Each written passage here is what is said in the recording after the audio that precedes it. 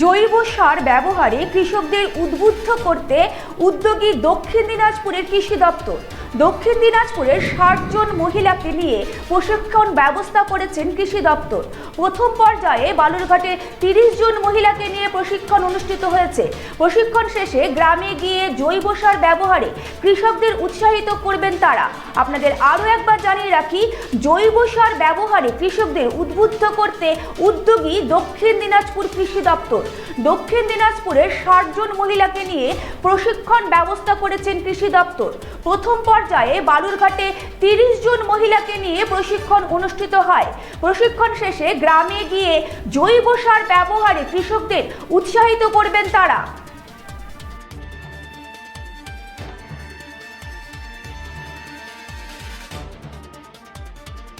ব্যাপারটা হচ্ছে যে কৃষিকাজের সঙ্গে মায়েরা বেশি যুক্ত আমরা দেখেছি, যেখানে মায়েদের ভূমিকা সবচেয়ে বেশি। আজকেও যদি কোনো পুরুষ কৃষক সে যদি মাঠে কাজ করতে যায়, সে গেলেও তার সহকর্মী হিসেবে তার স্ত্রী তাকে যথেষ্টভাবে সহযোগিতা করে এবং পরামর্শও দেয়।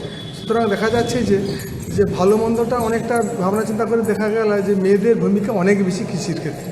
এই জন্য মেয়েদের পার্টিসিপেশনটা ভারত সরকার যেমন চাইছে, সাথে সাথে আমাদের রাজ্য সরকারও চাইছে যে মেয়েদের প্রত্যক্ষ পার্টিসিপেশনের জন্য ওই স্কিমের মধ্যে থাকে। এরা কি কাজ করবে মূলত? এরা মূলত কাজ করবে, আমরা যে 5 দিনের ট্রেনিং আমাদের এই কেভিকেতে হচ্ছে, এখান থেকে যে ইনস্ট্রাকশনগুলো দেওয়া হবে, যে তথ্যগুলো দেওয়া হবে বা যে পদ্ধতিগুলো বলে দেওয়া হবে, ওরা প্র্যাকটিক্যালি মানুষের সঙ্গে মিশে তাদেরকে সেই প্রোগ্রামের মধ্যে এনে সেই কাজটাকে মানে যে ভাবনা চিন্তাটাকে কার্যে পরিণত করা, এটি হচ্ছে এদের মুখ্য কাজ। এতে করে কি সুবিধা হবে বলে মনে করেন? এতে মনে হচ্ছে আমার যেটুকু যেহেতু আমাদের তো সবাই আমরা রাসায়নিক কীটনাশকের ব্যবহার এবং এত বেশি আমরা হ্যাবিচুয়েটেড হয়ে গেছি, এখান থেকে বিরত কৃষকদের করা খুব কঠিন অবস্থা। এখানে মায়েদের ভূমিকা একটা বড় রোল আছে এবং তারা এখান থেকে শেখার পর তারাই কিন্তু প্র্যাকটিক্যালি সমাজের মধ্যে কিছুটা প্রভাব ফেলতে পারবে আশা করি, যেটা পুরুষের দ্বারা হচ্ছে না। মানুষ সাধারণত রাসায়নিক সার ব্যবহার করছে, যার ফলে জমির উর্বরতা কমে যাচ্ছে। কিন্তু আমাদের এই যে রাসায়নিক সার, কীটনাশক, বিষ ব্যবহার করছে, তার ফলে মানুষের শরীরে অনেক অসুখ দেখা দিচ্ছে। এই কারণে আমাদের জৈব যে সার, প্রাকৃতিক যেটা সার, সেটা আমাদের ব্যবহার করতে হবে। সেটা কীভাবে তৈরি করতে হবে সেগুলো আমাদের স্যার শেখাচ্ছেন এবং আমরা সেটা শিখবো এবং ভালো করে সেটা ট্রেনিং করবো। কীরকম লাগছে শিখতে পেরে? এখানে এসে খুব ভালো লাগছে, স্যার আমাদের খুব ভালো করে বোঝাচ্ছেন এবং তাদের কথোপকথনে আমাদের খুব ভালো লেগেছে এবং স্যার আমাদেরকে এখনও বোঝাচ্ছেন। আপনি কোথা থেকে এসেছেন? আমি গোবিন্দপুর থেকে আসছি, তপন ব্লকের 11 নম্বর অঞ্চল গোখানগর গোবিন্দপুর গ্রাম থেকে এসেছি। আপনি এখান থেকে শিখে গিয়ে আপনার কি কাজ হবে? এখান থেকে শিখে গিয়ে আমার কাজ হবে যে গ্রামে গ্রামে আমি ঘুরবো। আমার যে 11 নম্বর অঞ্চলটা আছে, কিছু কৃষককে এক জায়গায় বসিয়ে 10 জন 20 জনকে বসিয়ে আমি সেটা শেখাবো যে কীভাবে জৈব সার ব্যবহার করতে হবে জমিতে এবং কীটনাশক থেকে কতটা আমরা কম মানে জৈব দিকে যেতে পারি, প্রাকৃতিকভাবে কীভাবে আমরা ফসল ফলাতে পারি, সেই বিষয়ে আমাকে প্রশিক্ষণ দিতে হবে। সেটাও মায়েদের ভূমিকাটি সবচেয়ে।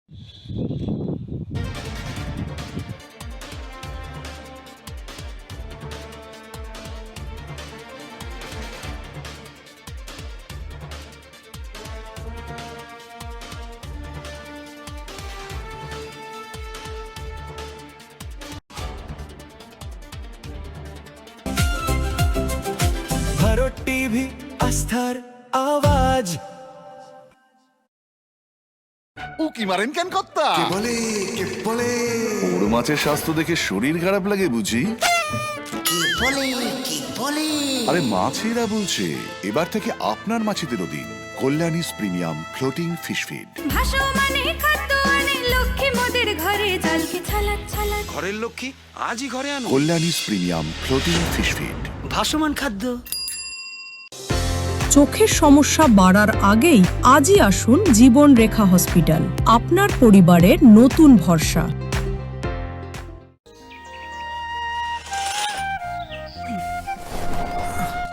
হ্যাঁ রে, তুই নিজেকে কি সুন্দর ফিট রাখিস, তোর বরকে রাখতে পারিস না? তোর দাদা জেনেছে nature pure rice bran oil দিয়ে রান্না করলে শরীর এমনি সুস্থ থাকে। হ্যাঁ সে তো ঠিকই, শরীর চর্চার পাশাপাশি ভালো তেল দিয়ে রান্না করাটাও জরুরি, আর সেই জন্যই আমার একমাত্র choice nature pure rice bran oil. শরীর সুস্থ রাখার জন্য আমার পছন্দের সেরা cooking oil nature pure rice bran oil সম্পর্কে স্বাদ এনে দেয়।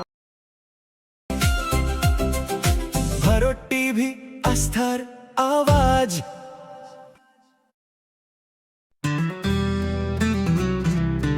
গ্রসারি থেকে কসমেটিক্স,